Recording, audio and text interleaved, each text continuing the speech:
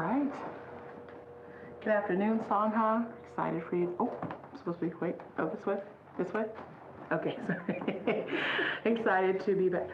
Anyway, to be back here for Dharma's Day. As always, a few announcements. Our Novena prayers are occurring monthly every third Thursday. We're starting between 5:45 and 6 p.m. Eastern Standard Time. We invite you to join us on our YouTube page. It will be live.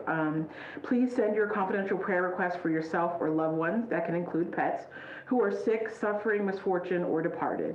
You can send them to prayer@heartwoodrefuge.org, and you can send those anytime during the month. Our upcoming retreats, first, a Zoom retreat on May 15th, which is letting go in 4 stages with Martine Batchelor.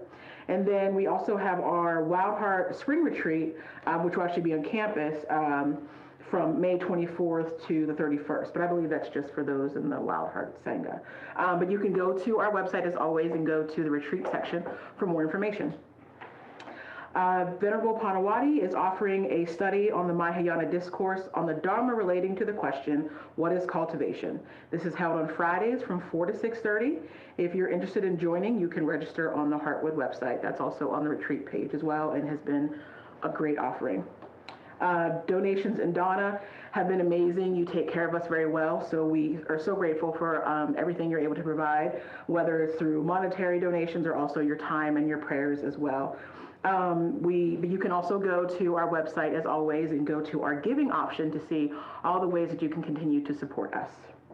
One of those ways is Thrifty Treasures, yay! Our store that's been open for a little bit over a week. We have regular customers.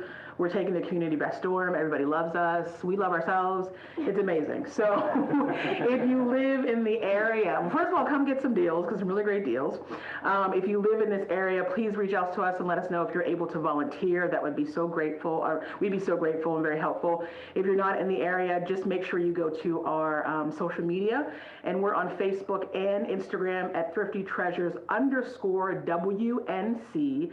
And please like and share and let people who are in the area or coming to visit the area know about what we're doing here, because it's been great.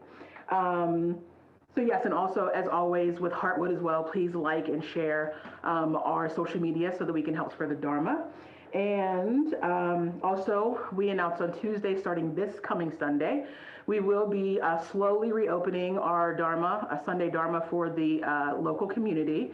This, of course, is for people who have been fully vaccinated, so received both doses, and it's been 2 weeks since your last dose.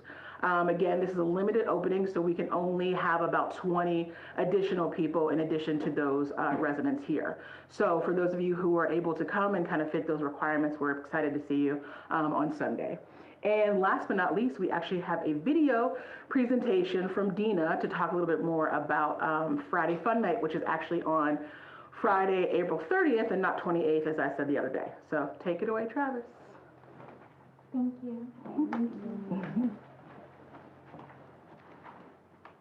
Really exciting because we are starting to open up a little bit more of our doors again, which is wonderful for our local community. So it's a great time for us to come together online and really just enjoy ourselves and enjoy the company of our Sangha. On April 30th from 6 o'clock till about 8, we will be doing Everybody Has a Story. So we do. Everyone either has a story of themselves or a book or a poem or a song that you've written or that you've read that you can share, or lines to something that had a really nice meaning to you somehow. So please come ready to share, whether it be a story about your life, a short book you want to read, a poem, an essay, whether you've written it or just come across it. So come ready to tell us your story, please, and keep it from 3 to 5 minutes. If you have any questions, you can email me. It's Dina, and my email address is hikeandrungator, HIKENRUNGATOR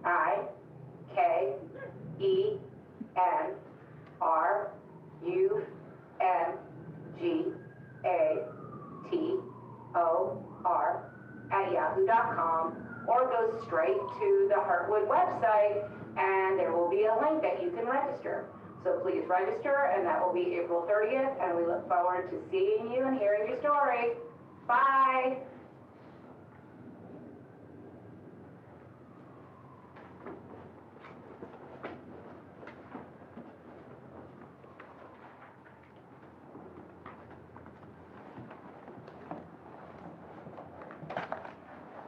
So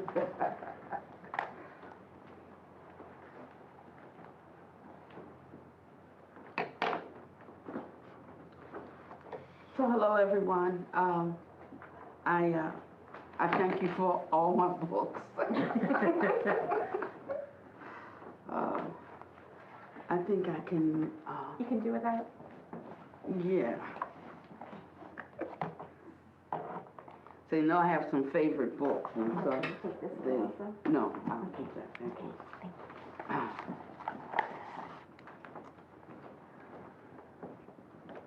So if you are on the floor, oh, I need this. Okay.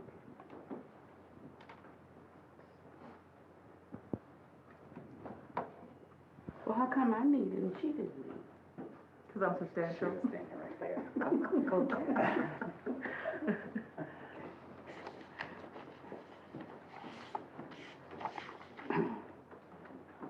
I thought today I would talk a little bit about seizing the essence of precious human life. And in the Vajrayana teachings, there's a particular scope of teachings called Lam Rim, all the stages of the path. Pardon my hat, but it's a little chilly in here, so I think I will keep it on. And if your feet are not on a pillow, you may want to get it because the floor is going to take some months to warm up, you know. And we're now back into the big hall. But it's called Lam Rim, the stages of the path. And in a way, you know, words are so impotent in describing reality that like we form a progression in our mind. And although it is partly linear just due to our ignorance, we like kind of take things in a step-by-step linear way, but it's also circular, more like a slinky. We just keep coming around and around and around to things until we penetrate the true meaning with the right phrasing, et cetera, et cetera, et cetera. So we could think in terms of a progression. We can think in terms of a method. We could think in terms of a linear path, but it's not linear. And if we can say it is, but it isn't, we'll be getting closer to where we can really tuck and roll whenever we encounter things in life. And that means that sometimes we may not do good with that thing today, you know, but if they say if the creek doesn't rise here, that in tomorrow we are right back around again with it. And some people are going this way and they've just gotten completely out of the realm of being in touch with what's happening. But we recognize that things are circular in this way. We come back around to it and we change something. We shift. We do something different.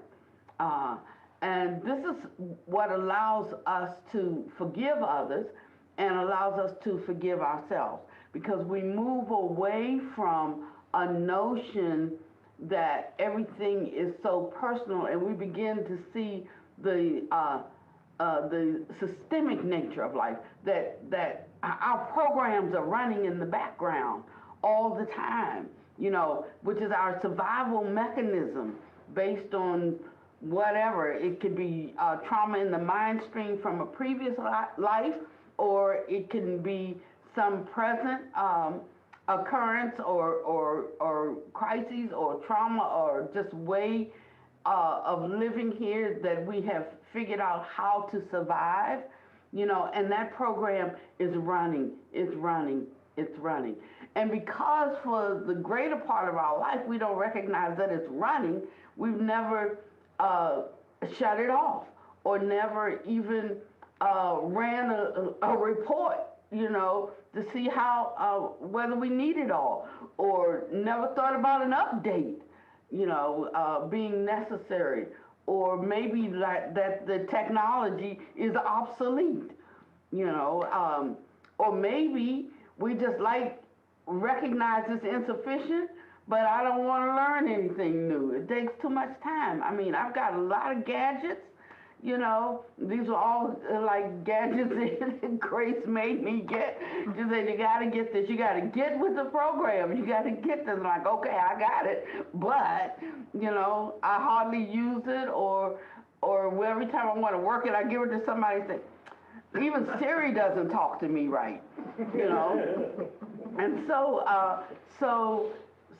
recognizing that there is this programming running in the background, recognizing that we keep going, circling around again and again to have an opportunity, or using that circling as an opportunity to penetrate and to go deeper, to determine what is our true great wish and how to step into that. It will allow us to be better at that. And then we can make the next moment better than the last moment was. So I wanted to talk about the stages of the path, and they're sort of broken out in a sort of linear fashion, just for purposes of understanding, but you can always see that you're in flux and you're in movement regarding these stages. And so nothing is concrete, nothing is absolute. We got a little bit of it all, you know, and just seeing where you can tweak here, where you can tap right there, where you can pluck up right there, where you can plant right there, where you can water right there, where you can rest right there, takes the mystery out of life, and it brings us a kind of joy that the world didn't give us, so the world can't take it away. And it's what allows us to go through the vicissitudes of life. Where's Want me to go get her? Oh no. Rachel? Toke's at the doctor, right? You mean? No, I mean Suchness. Suchness. Mm-hmm. Okay. Is that right? Yes, I think she did 11. Mm-hmm. So it allows us to go through the vicissitudes of life and not always color them with the same crayon. You know how when kids first start drawing, they like just color the whole thing with one crayon. We try to tell them, use another. No, I want this one. You know, but after a while, you know, they get the 5-color pack or the 6-color pack. After a while, they want the 24-color pack. Then they want the 64-color pack. And I think there's even a 108-color pack now. And so we learn all of these different nuances, these different shadings, and we can even change things. We can make them the color we want by virtue of the strength of our mind and by discipline. Discipline is not a bad word. It means just continually practicing at something that one wishes to accomplish. So if we could even give a new definition for the word discipline, we can enter into it more easily. The thing about discipline is it's not discipline if you didn't need to be disciplined in it. If you can already do it, I mean, you know, we shouldn't really call it a discipline because that's not taking any effort on our part. That's like just going to our go-to place, you know, even if it's a good go-to place, you know, we just continually go there and, oh, we got this. But discipline requires something of us. It requires a kind of efforting. The Buddha calls it a perfection. It's vigor, it's energy, it's the arousing of something to be able to surmount, to be able to overcome, to be able to advance, and on what? On the path leading upward. And so it's not, my voice teachers always tell me, Josh, because, you know, there's a difference between air and energy. And I'm all in my, in all of the voice lessons I have ever had, they never talked about it when I was taking opera, when I was taking, none of it. You know, so to me, air and energy have always been the same thing. And I kept telling them, I don't have enough air. I can't breathe, you know, sufficiently to like go to the end of a phrasing, or I run out of air before. It's like you don't have an air problem. You got plenty of it. It's an energy problem, and helping me to really like Velcro. You know, once we think we've got something, once it gets set in our mind, it's really hard to uproot. That's why we have to be careful what we take in. You know, don't let people put their garbage in your can. You know. It'll be stinking and you're wondering why, and because you didn't even put it in there. But keep the lid on your can, and you'll find that once it's in there, it becomes like Velcro. It becomes a part of you. You become a part of it. It is inseparable. That's why the Buddha said, that mind is chief, mind made are we. Whatever we think and ponder on becomes the inclination of the mind, the way the mind automatically leans. You don't have to try to go in that direction. If you keep thinking about this, you will go in that direction. And even if you want to go in another direction, no way to do it because the mind is continually inclining or leaning in a certain way. So everybody knows Kay, and Kay has been our Capia. That was a life conviction for her, and we're so grateful for her. The Kay is very steady. Kay, her sign is ox, okay? My sign is tiger. Tiger can run fast, but he runs out of energy, you know, quickly. So if an ox and a tiger get into a tussle, the ox is going to win, the tiger is going to lose.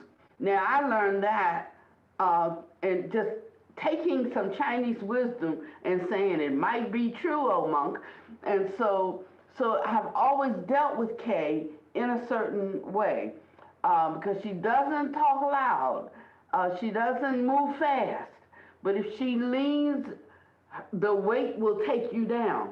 And so I learned how to deal with her because I accepted the advice that was given.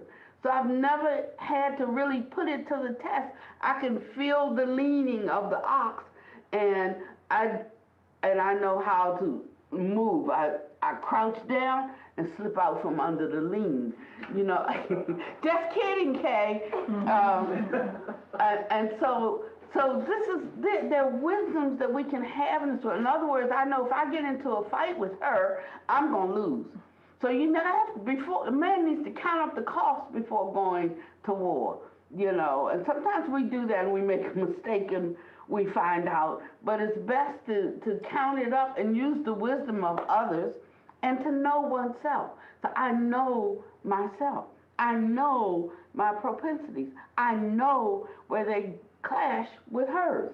So the wisdom for me is if I want something to be accomplished, I have to figure out the way to present it to her that it appears to line up with what's in her thinking too, you know. And if I can get that over to her with the proper phrasing in the right way, she will see that we want the same thing, you know, and she will help me to accomplish it. And if she ever comes down like this and says, no, that's a no, then I know that I need to really consider that, you know, and I'm willing to consider it. Like we shouldn't really have any agenda of our own. But if we're looking for the highest and the best for, you know, for our entire community, then just look for that. And regardless of what it might cost you personally, you'll find that you have not lost anything when you line up with the greater purpose or the greater principle. And you will find your energy, you will find your vigor, you will find your strength because it's the self-centeredness that saps it all. It's the self-centeredness that usurps all of our energy. But when we are abounding, that's the generosity, boundless generosity. When you are abounding in in aspiration for others and in your service to others, then you have all of that coming back at you, and nothing will be impossible for you. So I wanted to talk today a little bit about this lamb rim, the stages of the path. And the reason that I want to talk about it is because it can help you, like, sometimes we just need a little fine tuning.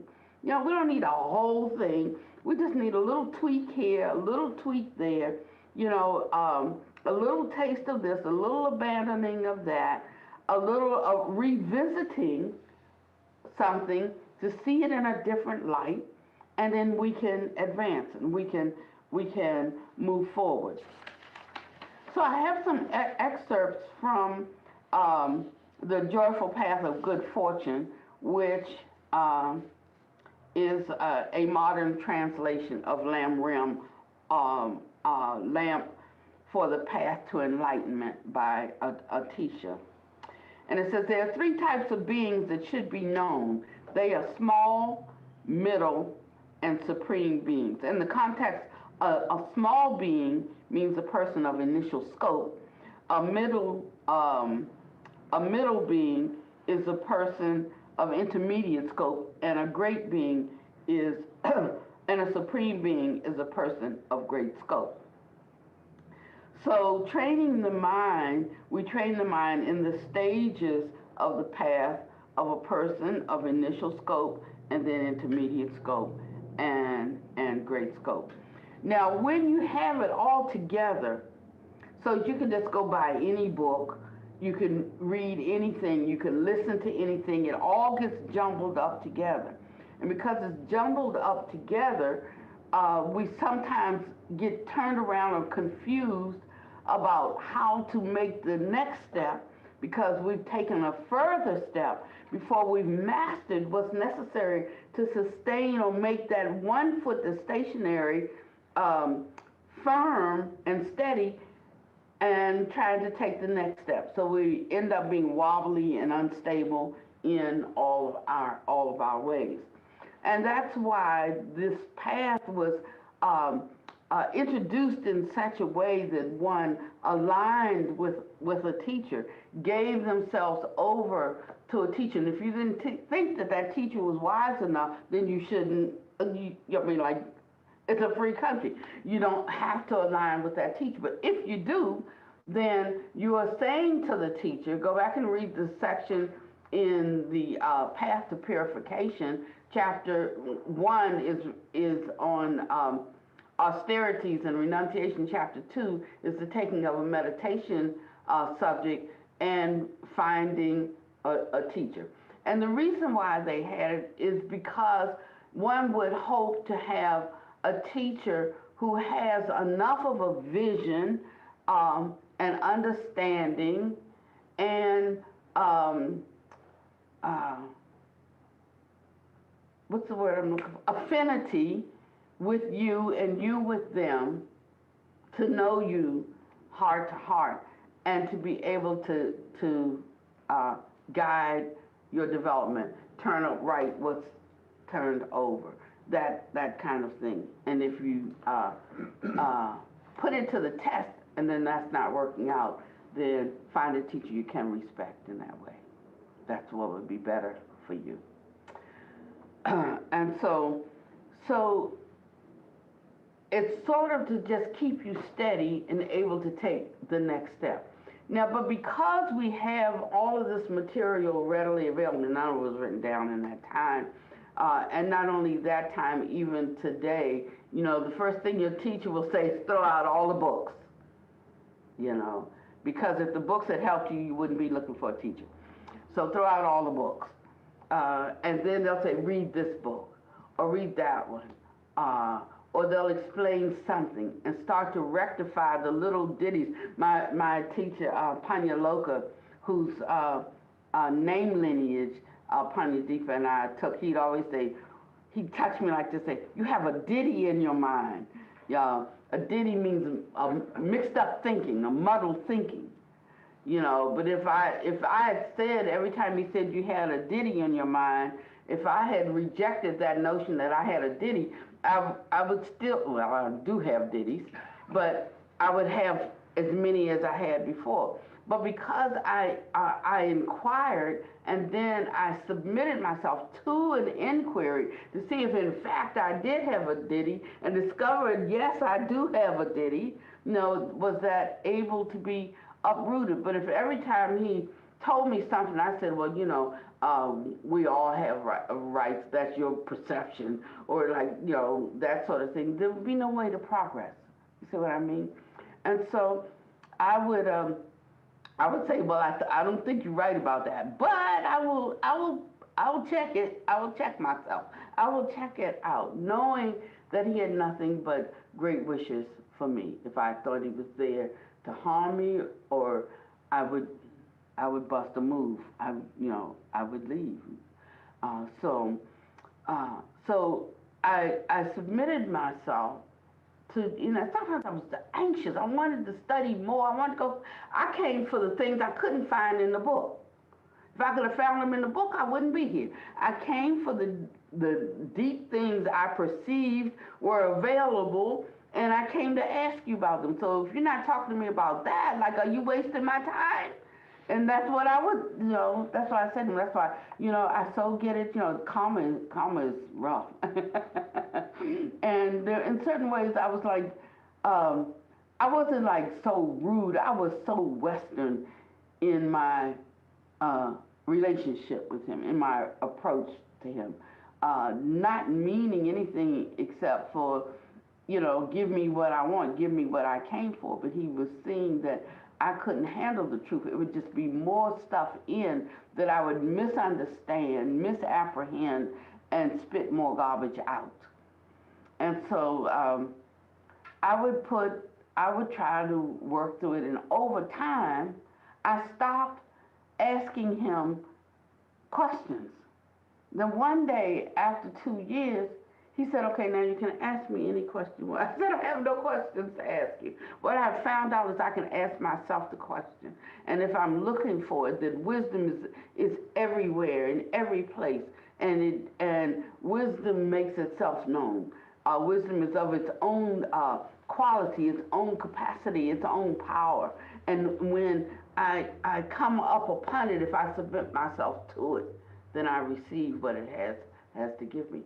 And that's when he said, so you can go now. You know. He didn't say, oh yeah, well then let's build this up on the mountain and stay forever. He said, you can go now. And so this training the mind in the stage of a person of initial scope, there are great writings passed down to us around things like practices around compassion, but these are and neutralizing the anger and the animosity and the fear in the world. But if one has not neutralized that in themselves, then to take up these practices actually only press down the internal anger or fear, you know, that we have, and we become, although we appear to be more loving on the outside, we become more dangerous, I could say, on the inside. And we can know that, and we can be trying to work on it. And it takes a radical honesty and a constant stepping back and looking, you know, and being willing to allow those that we are with to admonish us, to check us, you know. And I know that if I don't allow that, then how will I improve? How will I grow? How will I have a chance to bring my great ideal into reality if it can't stand a test? So I say, like at Thrifty Treasures, somebody called it Thirsty Treasures the other day. They sent me an email for Thirsty Treasures. But if I encountered a very contrary customer, and well, she ended up not being a customer because she threw the stuff down and walked out and said, I'm never coming in this store again. And I was like, okay, you know, and but I didn't really feel okay because of the way that she challenged and she confronted. And someone said to me, well, you know, you handled it sort of well. I'm like, everybody watching that, so I just can't go, hold it, you know. And I was able pretty much to hold it, but I could tell you, it challenged the love in my heart. As I meant, and I realized how living at Heartwood, when there's not that much contrariness, and if it is, one is trying to practice, you know, and how blessed I was to be in this environment because I'm not confronted with contrary people every day. And I said, ooh, I have work to do because it's gotten so easy, it's gotten so soft for me that if I'm out here in the middle of this, I couldn't have taken 2 of those. I can tell you, I couldn't have taken 2 last week. This week I can take 2, you know, because I went right to the ouch, right to the owie, you know, and I did not make an excuse for myself because I knew inside that I was really seething. I really did not care whether she ever came in the store again, and I didn't want to feel that way. It has its own kind of suffering, and it has its own kind of burn. It's its own kind of poison, what comes up from us, regardless of what the situation is. No, he gave us an ideal. He gave us a standard. He said, even if you were being sawed, if your limbs were being cut off by a robber and you harbored any animosity and hatred towards them, he said, you are not my disciple.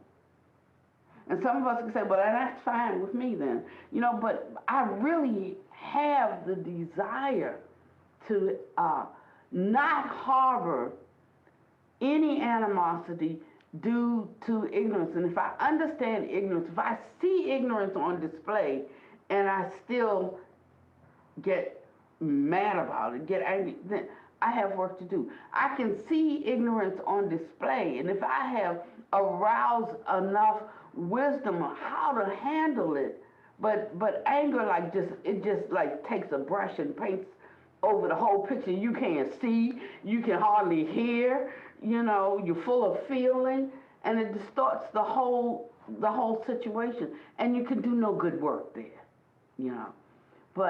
And so when one recognizes, you know, I wasn't, after the moment, I was no longer thinking about, but she said, or she did, or she flung the stuff in and said, I'm never coming in this store again, because she couldn't get what she wanted. Like we make the rules. You come in, these are the, you know, this is how this works here. And if you like a different pattern, you can go to one of those stores that have the other pattern. That's all you have to do. You can just say thank you very much, and you can put your stuff back, and you can go, and I'm not mad with you, you know. But I recognize in that moment that even if I could not have satisfied her, the anger was mine 100%. I have to own that. And if we will have the courage to own our anger, that's the only way that we can surmount it. Regardless of what the other person does. And sometimes they have to leave, like you ain't got to leave mad, but you got to go. It can be that. But then one can even allow that without guilt, when one knows that one has held and subdued and uprooted one's own anger. That's what I'm saying to you. And so whenever you notice these things, that's where the energy needs to go. We always have our story around something. The story would be, oh, this woman came in the store and she did this and this and this. But my story is, a woman came in and I was overtaken by my own anger. That's the narrative that I'm looking at. And understanding how that came about. What my attachment was to my idea of things versus her idea of how things should be. And because she didn't line up with me, and because in frustration I couldn't, because it's very simple, but in frustration I couldn't help her to see it, then I was carried away by her energy. But if I could have held my own, then that could not have arisen. And there would have been a certain acceptance of how she felt and a choice of letting her choose to stop there or leave. That's it. So I'm actually thankful. It's hard work, but I'm actually thankful to be there because it exposes something that I need to work on, that is really a desire of my heart, you see. So it's the Dharma for me, it's the teaching for me. And if we took every situation like that based on how we felt it, where we felt it inside, and really worked on it, considering that a blessing, we would really make quick progress. Okay, but if we have things out of order, we will be frustrated and we can't take corrective action. So I'm going to explain the 3 scopes today so you can kind of see where you are and what things you have to do. What are the stages of the path of a person of initial scope? They are meditation. But what kind of meditation? Meditation on the great value and rarity of this precious human life. So we don't start with mindfulness of, the present moment and what's real and all of that, which is where most of us started, yeah. But it starts with laying a foundation for recognizing how precious human life is. And that's why we can speak with so much wisdom and have no compassion. That's why we can talk about things that need to be done and should be done, and yet we do it with ferocity and with great cruelty, because we have not come to a place that we actually have meditated continually on the preciousness of human life. Once that foundation is laid, everybody thinks like when parents have a child, that mother thinks that child is so precious above all others because of their child. And that father thinks that that child is so precious above all, a good father, a good mother, precious above all others.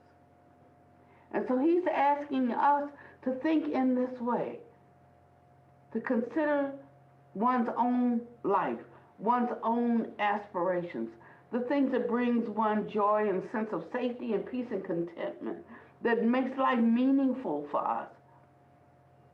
And think of what life would be if none of that's happening or some of that's not happening. Actually, we think about it all the time, about what we don't have or what we want or what somebody's not giving us or what somebody's not doing for us, or dissatisfied because I have this but I want more, and I have this and I don't want it anymore. And we're always thinking like that. But it says if we started with the basis of considering how precious life, I could have been a worm, an ant, a snake, a dog, a cat. Of course, some cats have some pretty good lives, but all you do is like yarn, scratch, roll around, eat, and get hairs all over the furniture. And so that can get pretty boring. So I'm sure that's why they yarn all the time. I'm sure that's a pretty bored with life. And could you imagine living 18 years just doing that? If we can't get something exciting going on in our own life, we go to the movies and watch something and build up a little excitement.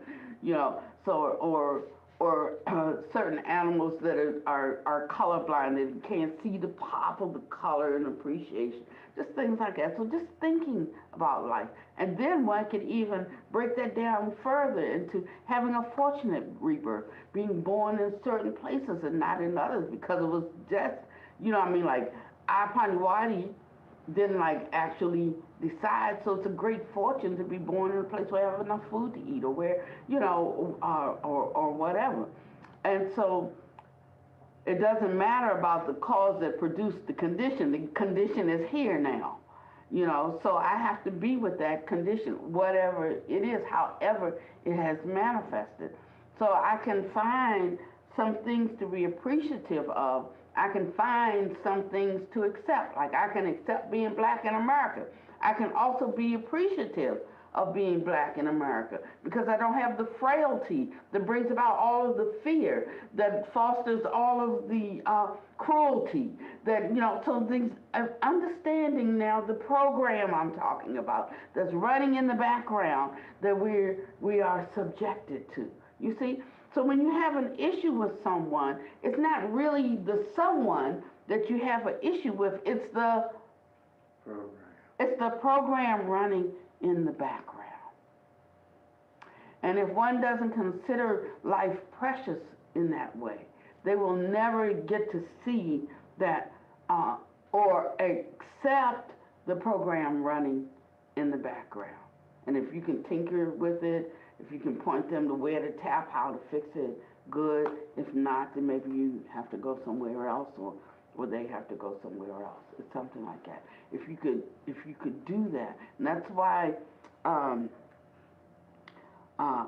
So why he suggests that we start with the preciousness of human life. Also thinking all of us want to live and none of us really want to die. The only reason that people are suicidal is not because they really want to die, but they can't find enough in life worth living. So it's not that they want to die. So meditating then on the great value and the rarity of human life, meditating on death and impermanence, meditating on the suffering of the three lower realms, and he calls that the hell realm, the animal realm, and the hungry ghost realm, those realms below the human qualities, the vibration.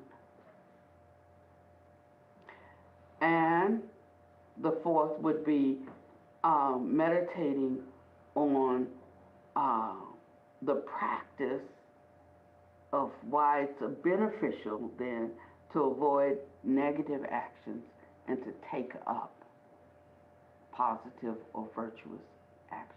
That's all one should be meditating on when they come to the Dharma. Suffering brings us, but you can't approach it head on. You have to build a foundation to be able to tackle the programming. Are you with me? And because those aspects are missing in our development, we don't reach our goal. Or becomes difficult when the big challenge comes to subdue oneself and or to uproot. So we should understand how these four meditations actually protect us from suffering.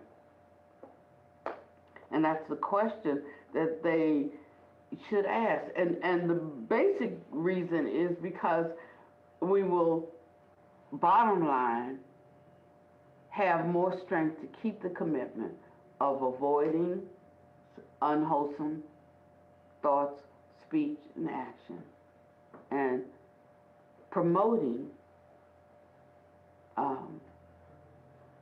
virtuous thoughts, speech, and action.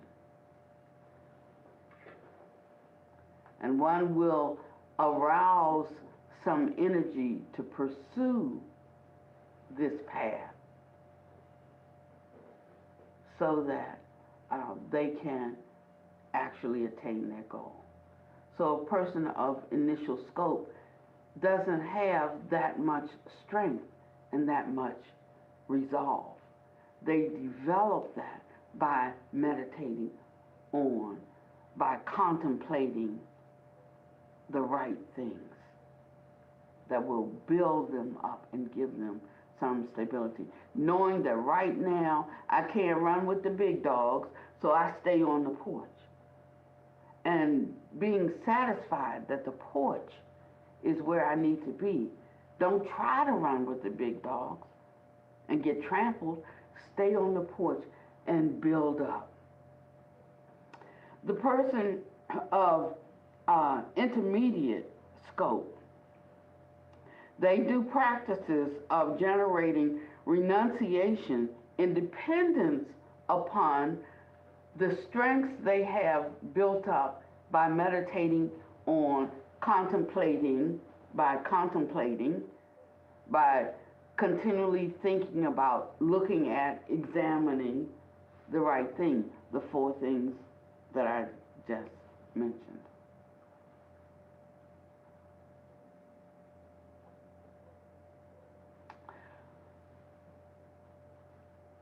Renunciation, then, is not for renouncing the world, but it's a kind of renunciation dependent upon meditation on the dangers of samsara, being born a lower rebirth, right?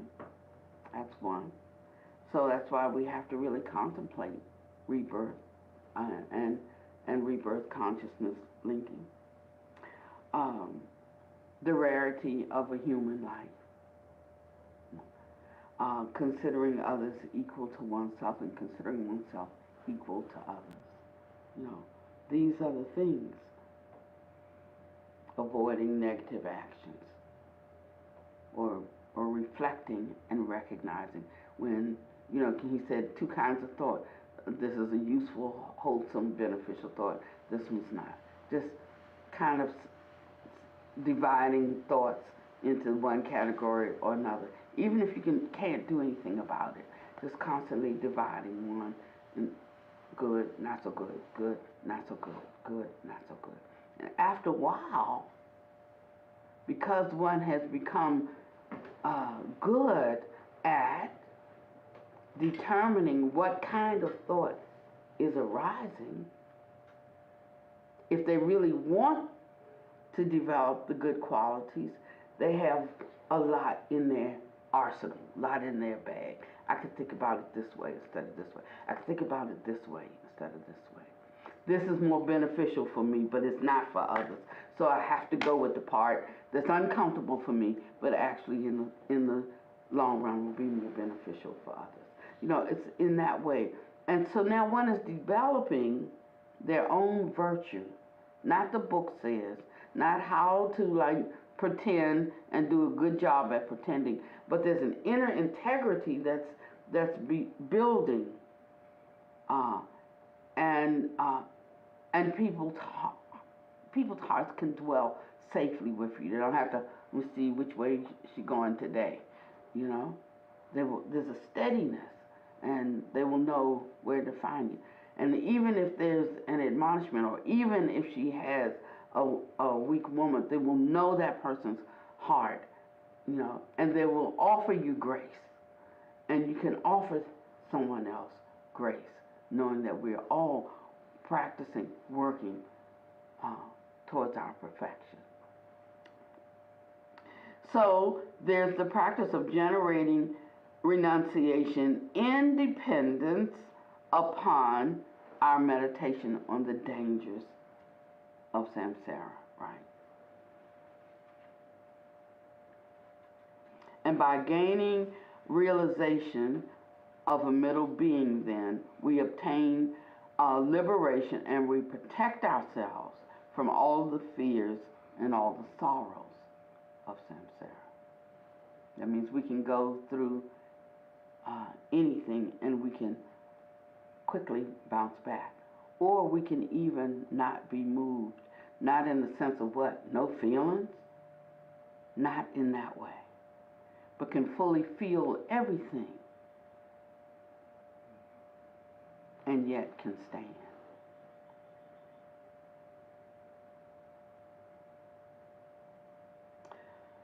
So that's the middling stage. The stages of the path of a person of great scope is the mind of great compassion and bodhicitta, motivated by bodhicitta, and the practice of the six perfections. So now we, bit by bit, through renunciation, begin to cultivate the mind of one who would be awake, and to have great compassion for all beings. And there are these practices that come out, such as that we want to take up, like Tonglen, where we, like in our in-breath, we're taking in all the sorrow of the world, or all the anger of the world, and we're neutralizing, like washing, if you will, and exhaling, a kind of purity and upliftment into the world. But if I haven't overcome those things inside, I just bring that stuff in me, and the danger of it is that it mixes with my anger, and my anger becomes more explosive. Or, even worse, I take it in and I get overcome by it.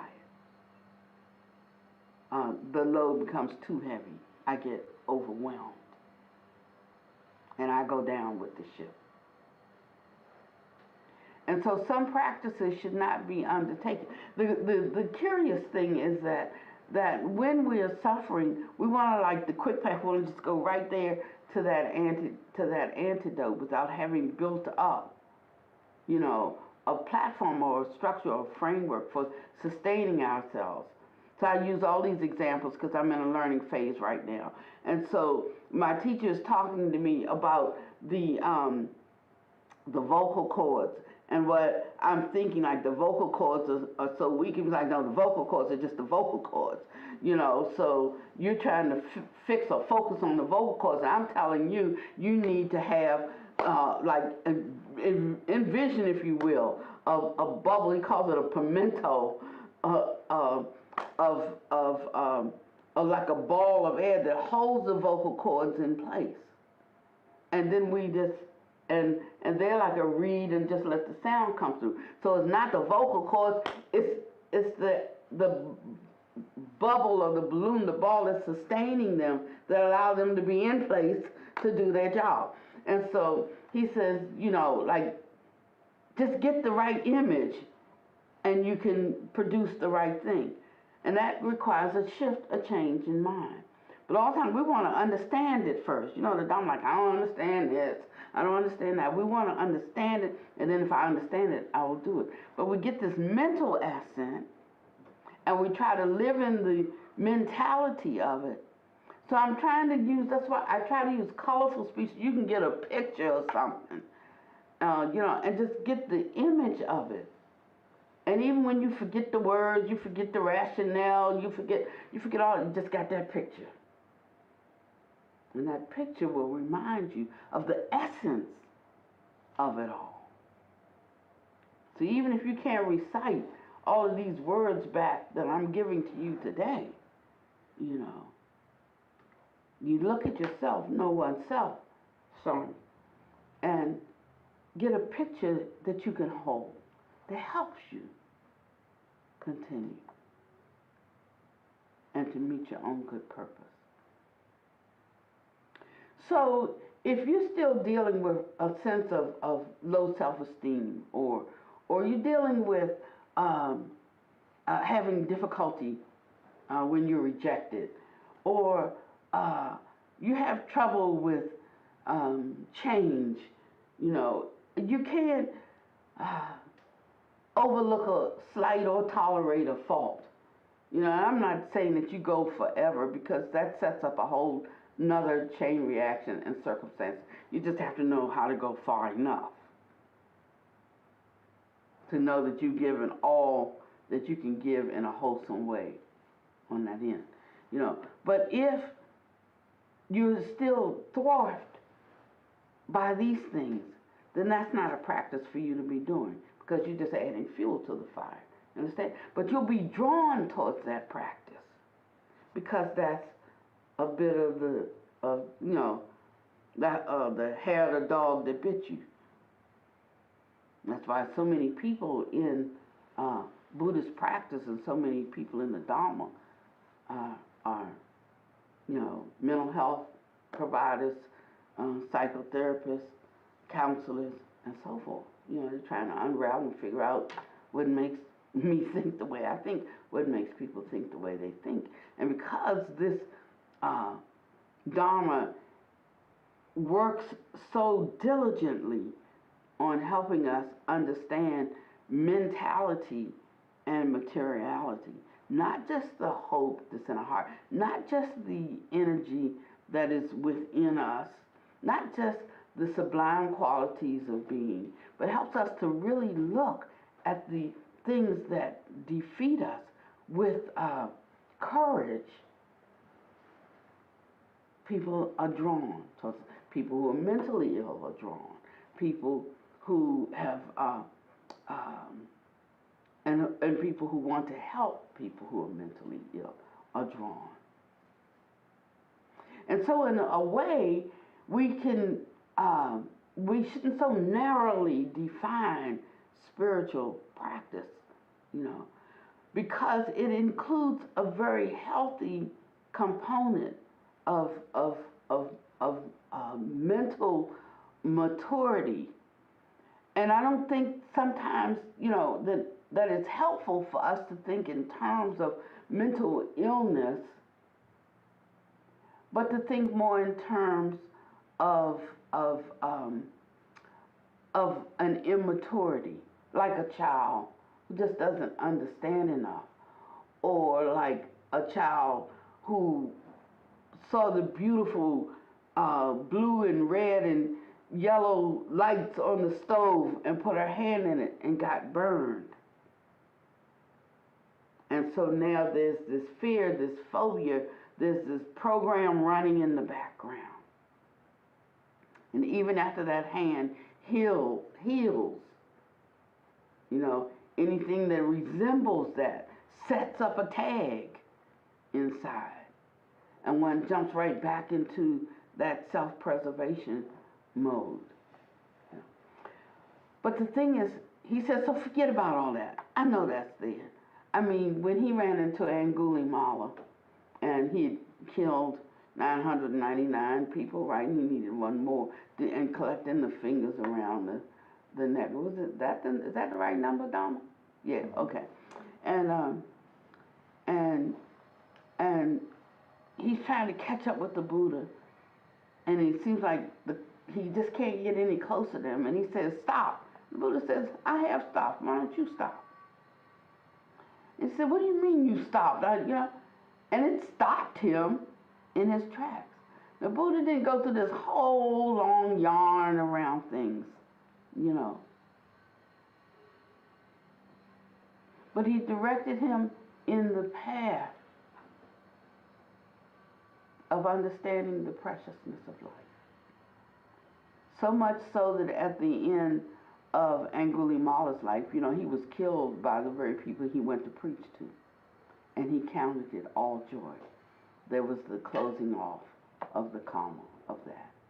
But his vision had gone beyond this life. So we want to try to get into these sublime states, but we don't want to pay the price for them. There is a price to pay. but there's also a reward that's greater than the price. And to be able to inherit the reward and to be able to walk the walk, one has to have built a firm foundation inside that starts with considering the preciousness of this life and a healthy fear of the rounds of samsara. And then everything that happens in your life, you can put into perspective. You won't have a narrow, boxed-in view, but you'll have a broad, magnanimous understanding of life with all of its flavors, with all of its realms, with all of its classifications of being, with all of its winds. And that understanding is the wisdom. Not wisdom for how to get over on somebody else, how to win, but this kind of wisdom that makes one a knower of the world. So if we don't even dream of becoming free from samsara, my question is, how can we have the wish to free others?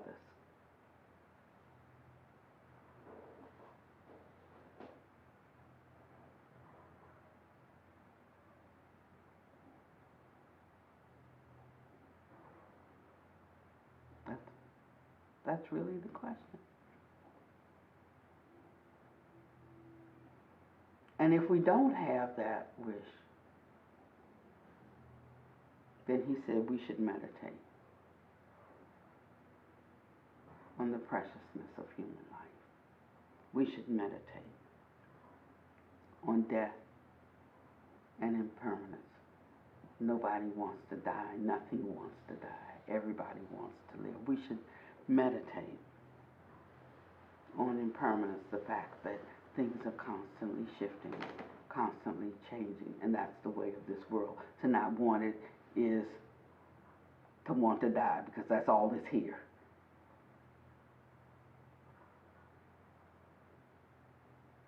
That's all that's here. And the more that we recognize that that is it, the more we can accept that that is it. So we end up not being too happy, not being too sad. Not like a vanilla wafer, but just in that middle way that we can lean a little to the left and a little to the right and not fall off the high wire. That's it. And then life will become uncomplicated. That is how you really overcome the ego. Because the ego wants, give me, I want, I need. The ego constructs a kind of self-centric view in the mind. I'm at the center of my world. And if anybody gets too close to toppling me from the coveted position, they better look out. That is what arouses all of the violence in one's heart, is being toppled from the center of the world. But as we take up these practices to see that everyone is just like me, and we develop a sense of compassion for their suffering, and we clearly see our own suffering, and that the suffering is the same, then we are able to step by step begin to take the measures that deprograms us. We do that from the inside out. And we create spaces that allow people to do that for themselves from the inside out. just supporting and sustaining, not judging and criticizing, not demanding, not a boot camp, not a constant pointing and accusing, not telling them what they must do, but let them take a step, let them touch that fire. Ooh, how'd that feel? How was that working out for you? Oh, I realized such and such. How did they say? Halt, halt. I mean, good. And in this way, people will grow. They will get free, all by themselves. And we will have helped and supported. Not by really teaching them, but by allowing them to be their own teacher. But it takes a certain wisdom. It takes a certain compassion. One thing we talk about is not talking so much about other people's, shortcomings. Sometimes something has to just come to the surface to be brushed away, but not so much talking about it. Like if it's my job to cook dinner, I shouldn't be out there trying to do the carpentry job. I should just be in the kitchen, doing that. So we have to remember our various roles when we come together as a community. Because the step outside of it creates a dysfunction in the community. But when everybody is right where they should be, right, I was going to say right on time, but I'm not going to say that.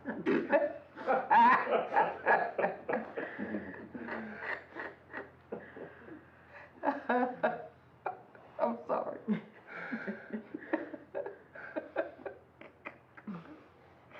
Whew, yeah.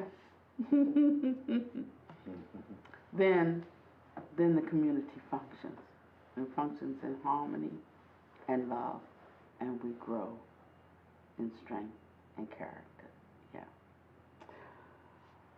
Okay.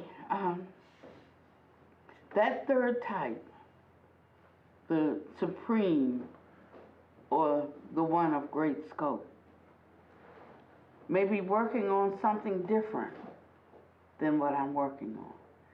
Because what they're working on is perfecting 6 qualities: generosity, virtue, patience, concentration, which in other places he describes as wisdom, so it can only come through the capacity of concentration, penetration. In another place, that concentration, of course, we call it meditation, but it's what gives us the capacity to penetrate so that the wisdom comes through. And the pimento, that's the energy, the vigor that sustains and allows it all. So Josh attends Dharma. Then when I get to voice lessons, he starts giving me Dharma, right? And so that I can't refute him when we have a disagreement about things. So that I'm giving them all to him today. So in the Theravada, we broke that down from 6 qualities of a bodhisattva, Buddha to be, right? One who wants to liberate all beings. They included renunciation, where that became a foundation in the initial scope. They included, as a separate category, truthfulness, which actually flows into the Mahayana morality or virtue. They also broke out resolution, which we would combine with energy or vigor, to have resolve, right? And of course, they added metta, loving being kind, and equanimity, which my Buddha master calls boundless generosity. When one never thinks, I am doing.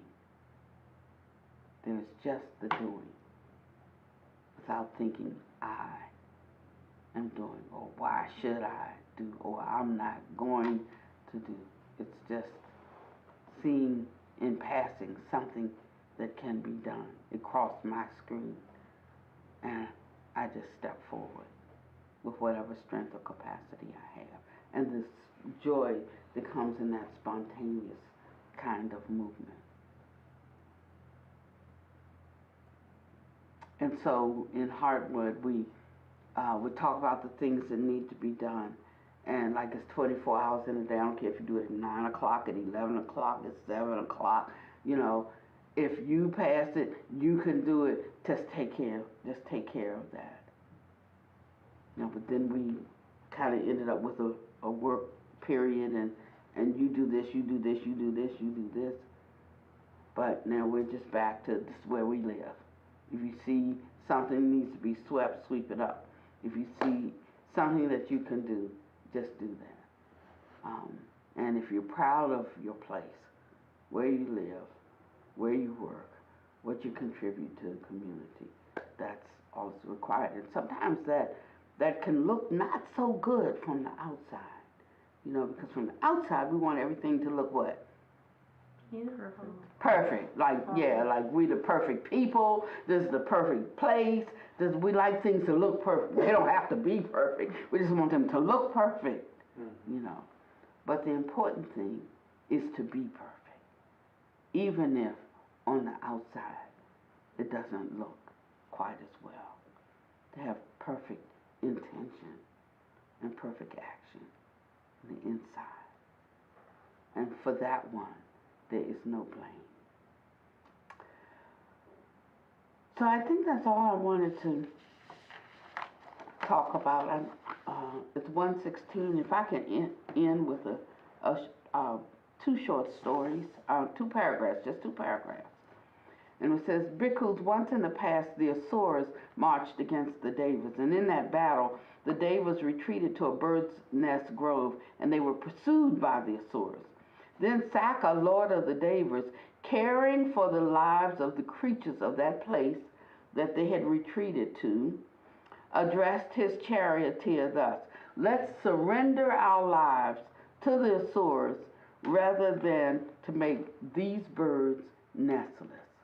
So in other words, they were being pursued and they thought that the other army was superior, so they retreated, and after they got to a place of where they could hide, they started thinking, now this strong army is going to come in here and invade this place because we are here, and we will now have destroyed this, this place. So he said, let us surrender ourselves so that these people can live in peace. And when the Asuras saw that they was returning, because they were going back out to surrender, they got scared and they thought, well, if they're coming back at us, they must have met up with some more allies, and they surrendered. I think it's such a wonderful story. And they surrendered, and in this way, Saka won a victory. How? By means of righteousness itself. What a story. What a story. Now, it didn't have to happen that way. It just happened to have in this story. And you got to be able to win some and what? Lose some. And lose some. Yeah. So this lady in the store, somebody's getting a $20 item for $2, and then there's a dollar item and it's $2, but they can't be happy with whatever that is, $18 ahead. They got to be 100% ahead. Put it back then. That's all. That's all. That's all.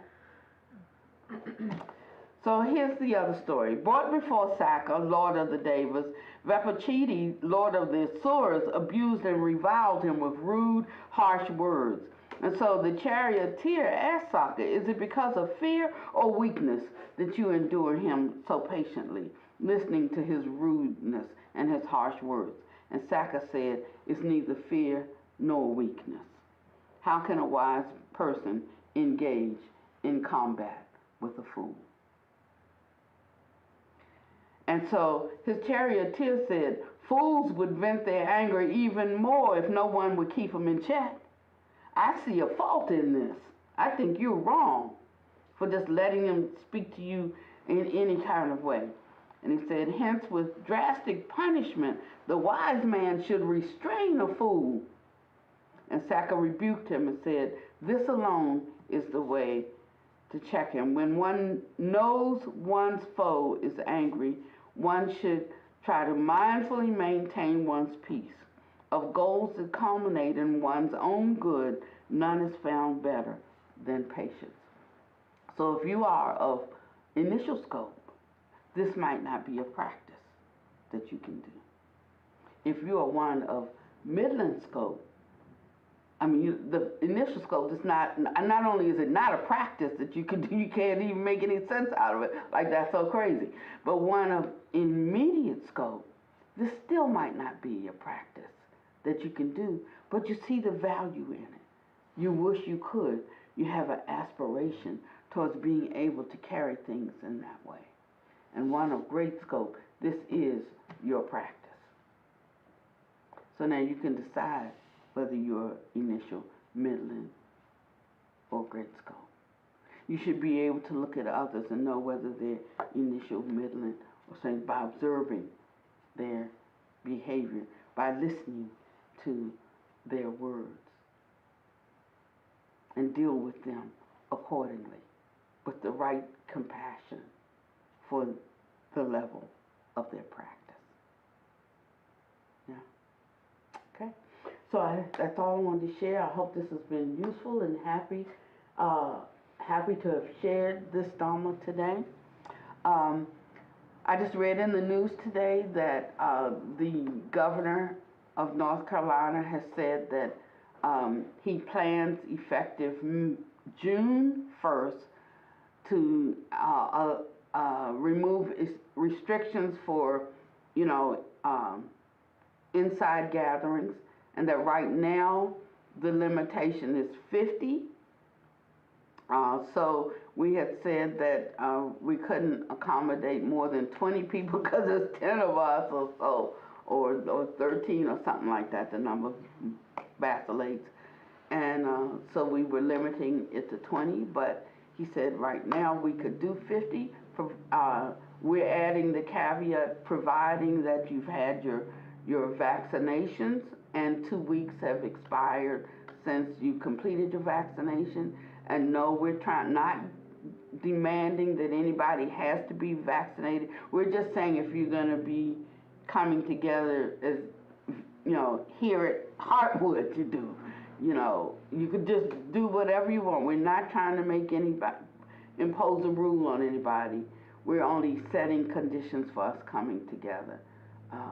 Because somebody did challenge me on that. And I can love you up close. I can love you from afar. My love doesn't change based on distance. So if you choose not to take the vaccinations, I respect that. And I hope you respect not coming to Heartwood. So somebody asked if we're going to check vaccination passport. No, I'm going to take you at your word. And this is what if a person lies? And then they have 7 lifetimes in a hell room. Just kidding. Just kidding. You can have a little humor just to get a point across. But here is the dangerous part. And we haven't even reached the 30% mark of vaccinations in North Carolina. And we haven't 37, we're at 37% have had complete vaccinations. 28% have had 1 vaccination. So there's a lot of resistance to getting vaccinated in North Carolina. And we're just keeping people's sense of what is right to do for oneself and others in our mind and heart. Perhaps if we tongue in enough of that, then more people will see the benefit to themselves and others. So as of Sunday, we will be open with these caveats. Not everybody watches us. Matter of fact, very few locally come on, so you can pass the word, and whoever's sending out, we will send out an email on Friday. Thank you so much. May you be well and happy and peaceful. May no harm come to you and no danger.